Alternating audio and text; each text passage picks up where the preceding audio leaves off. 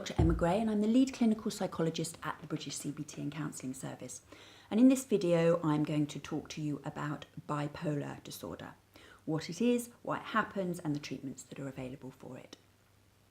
Bipolar disorder was previously known as manic depression, and it basically affects the mood, our mood, and it leads to very extreme swings between depression and mania. So in the depressive phases, people will experience a lethargy, an overwhelming feeling of worthlessness, sadness, and sometimes thoughts about suicide. In a manic phase, people feel kind of wired. They might behave impulsively, frenetically. They have a massive burst of energy, a flurry of new ideas and ambitions, and they will struggle to sleep and eat. It's different from normal mood swings where your mood tends to fluctuate by relatively small degrees across the day.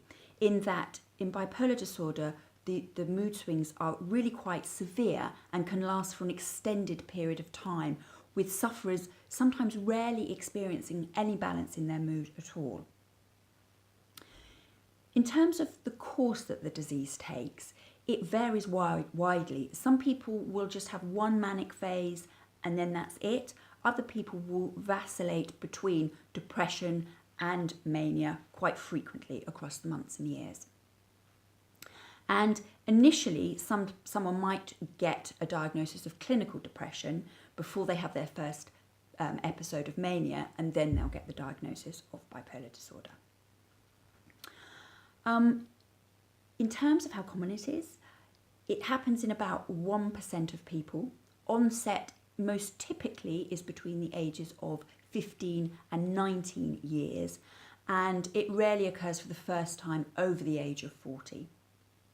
There's quite a few famous people who are struggling with bipolar disorder: Demi Lovato, Mariah Carey, Winston Churchill, and also Stephen Fry, to name but a few.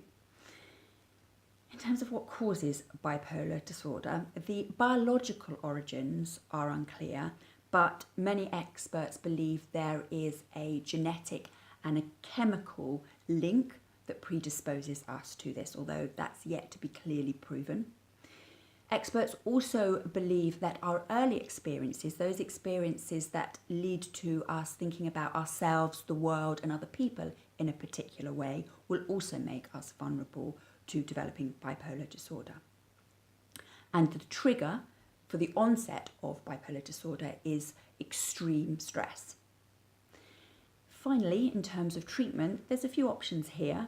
In terms of medication, you can take a mood stabilizer, which you take over the longer term, and this acts to prevent the mania and the depression. There's also medication available to treat the specific symptoms of depression. In terms of psychological treatment, the most effective treatment is something called cognitive behavioural therapy, or CBT. This is a talking therapy that helps people to manage their mood, manage their relationships, and identify the triggers of mania, and also how to manage those manic phases better. Okay, so that's the end of this video. If it was helpful, please like, subscribe, and share with your friends. I'll see you soon.